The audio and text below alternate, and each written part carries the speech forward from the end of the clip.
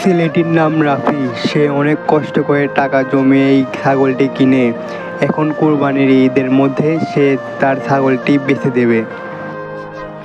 এই রাফি, এই বই কি হাটে তুলবো নাকি? ভাই হাটে তুলবো।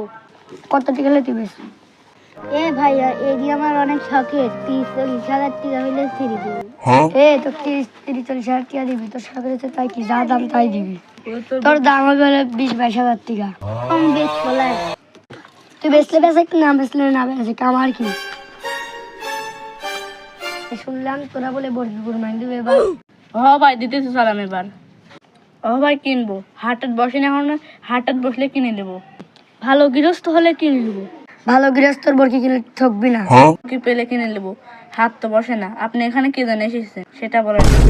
আইসে একজনের বরকি আছে, কালো বরকি লিবো নাকি? ভালোই, আমার সম্মান করে, আমার চিনি, আমার সাথে গেলে 2 টাকা কম পাবো।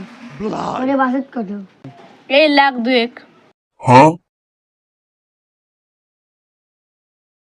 বরকি রেডি।